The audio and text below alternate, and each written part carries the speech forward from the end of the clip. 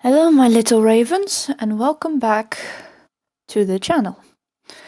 Fortunately for my sanity and for your sanity as well, this is not a Sabrina episode. Instead, we will be looking at something entirely different. Whether that is a good thing or a bad thing, we'll have to see. In this one, I'll be reviewing a rather quote-unquote interesting film.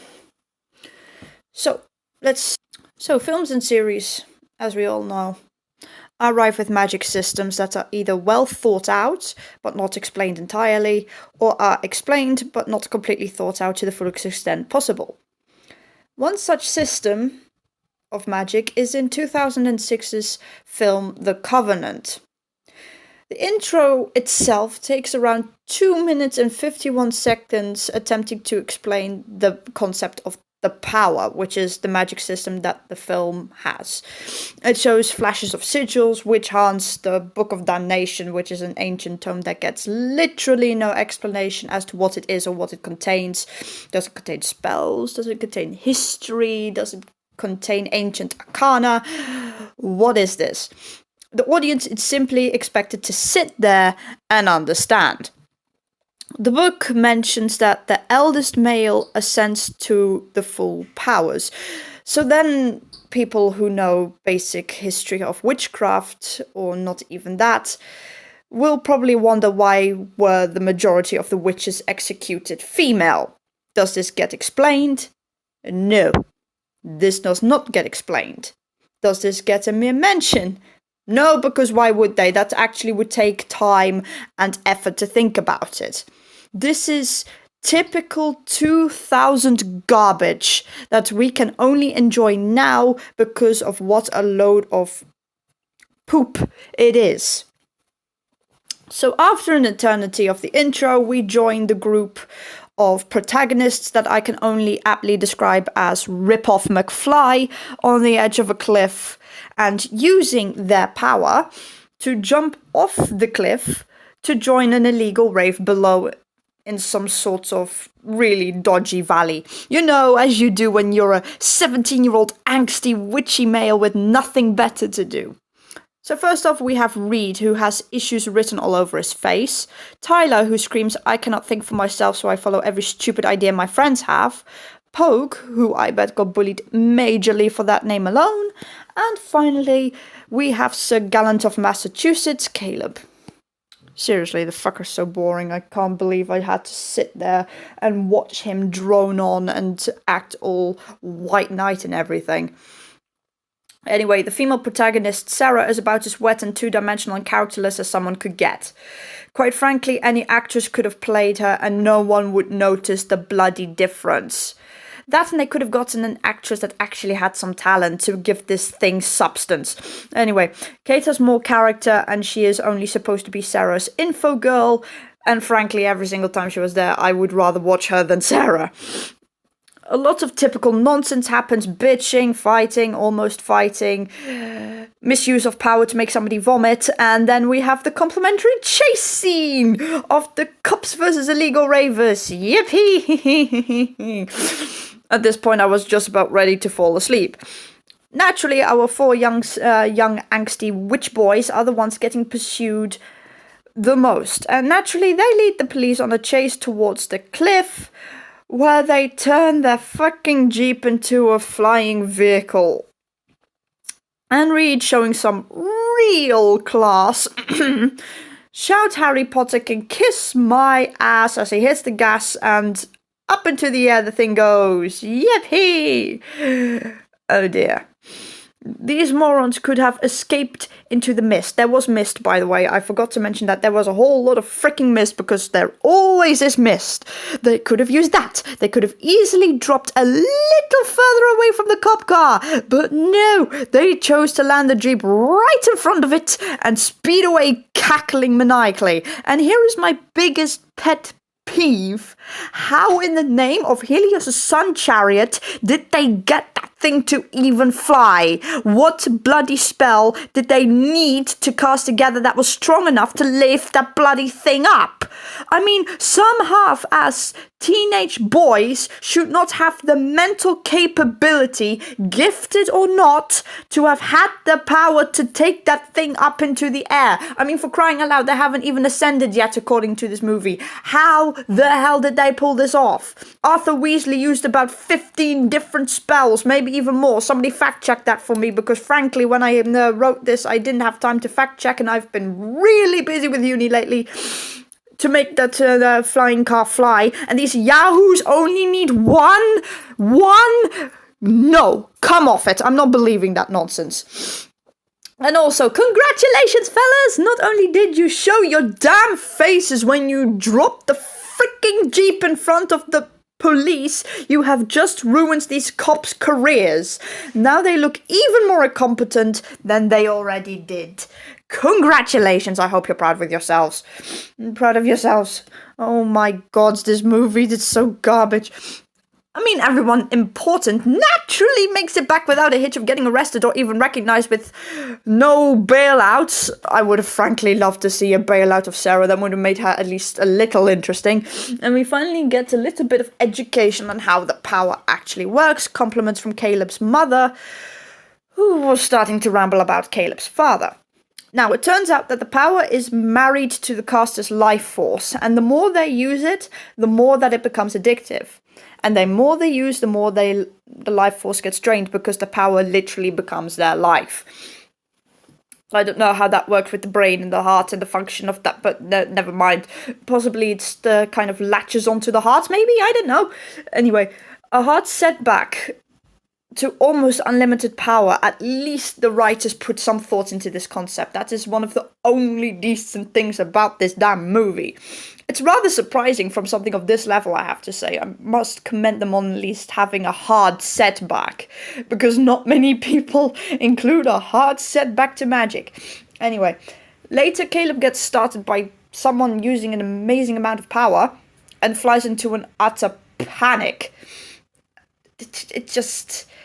I don't get why it makes him panic out of all the rest. To be perfectly honest, I don't even know why he is considered the most quote-unquote powerful. But apparently it eats away at him, because of course it does. And he almost gets turned into a Caleb kebab because he is on the phone while driving. Ticket. That boy should lose his license. And naturally he uses damn power to save himself because... ugh.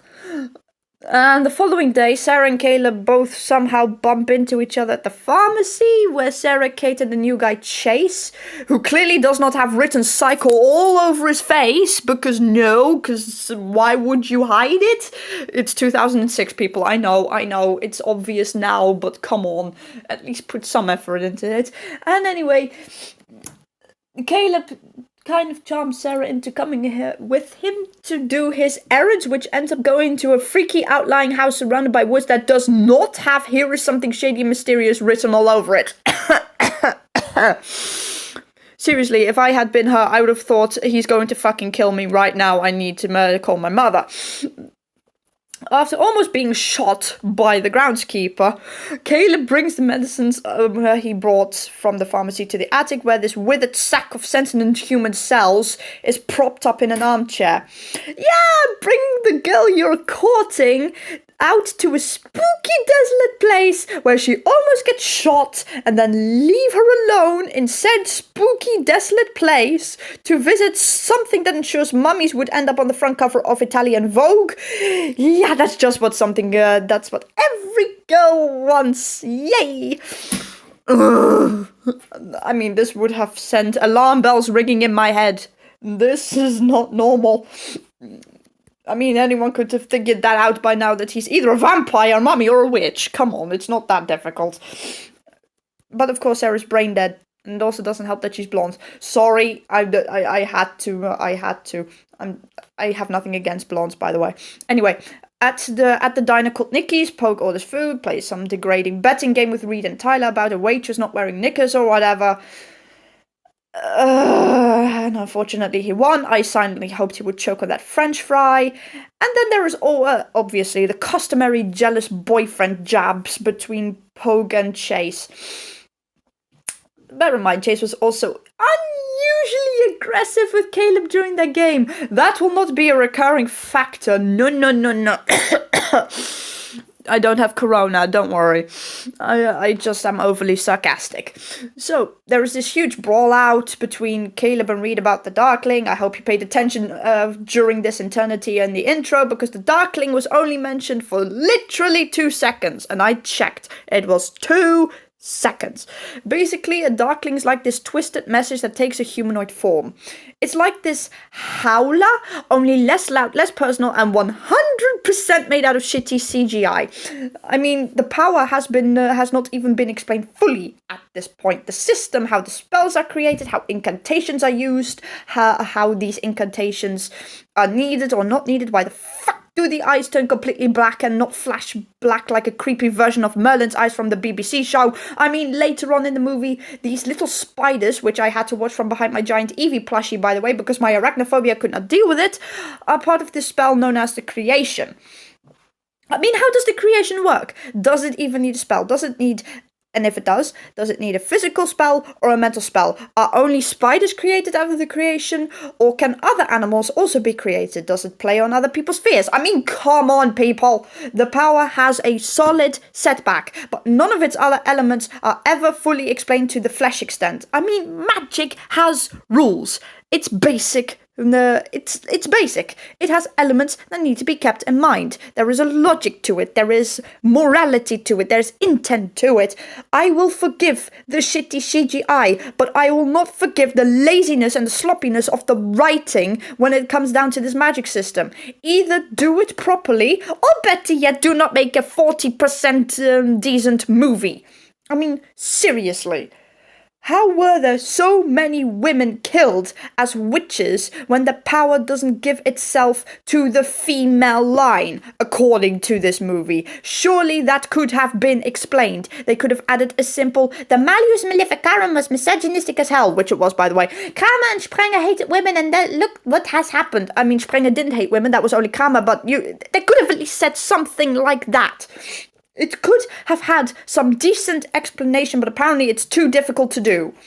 I mean, I would have loved to have a twist where Sarah or Kate actually turn out they have the power and they spring it on the Sons of Ipswich, like the Book of Damnations doesn't have all the explanations. Fuck you, backhoes! I mean, that would have made the movie so much better. That the entire world that they thought that they knew, that they grew up in, actually is turned on its head. Not the clearly obvious psycho Chase, pun intended, that we get. And another thing, the power tied to human life and someone, quote-unquote, willing to share their power away. That is possibly one of the most stupid elements in the system. The latter, not the former. I mean, that all that stands between someone and effectively suicide are 5 stupidly simple words. I will you my power. I mean, what if someone actually misspeaks and bam, grandpa's dead or dad's dead or never mind. It is too easy for it to go wrong, and too easy for some idiotic narcissist like Chase to rob other people off of it. I mean, surely the power would have dictated some sort of ritual or magical incantation for it to make it not that stupidly simple to get it. I would have expected it to at least try to protect the warlocks in question, because at this point, nature would have thought, oh, that's a massive flaw. I think I should fix that. I mean, seriously. It is much better than Sabrina. But then again, you cannot raise the bar when the bar is literally on the ground. I mean, it's 2006 garbage. What do you want? No one is insulted. No one's name is dragged in the mud. That's great. Apart from poor old John Putnam. And no one's god is being thrown Pegasus dung at, which I really appreciate, but I would rather have watched this garbage pile than Sabrina, let's face it. All it needed was a better storyline and a bit more chiseling on the power system. If you're drunk, unhappy, and you need your mind dulled, considering the COVID nonsense you probably do, this movie will do it. It's not going to make your life, but it is going to waste away this needless time that we are all spent in oblivion until the 1st of June. Yippee!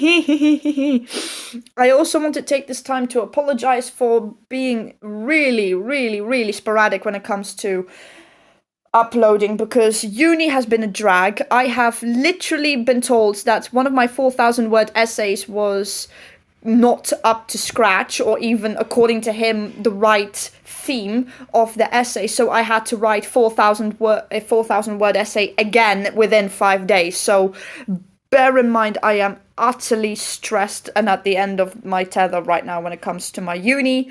So please bear with me. I hope my little ravens are all safe and sound, and that you guys are not taking unnecessary risks, because we don't need that. Raven Rose over and out.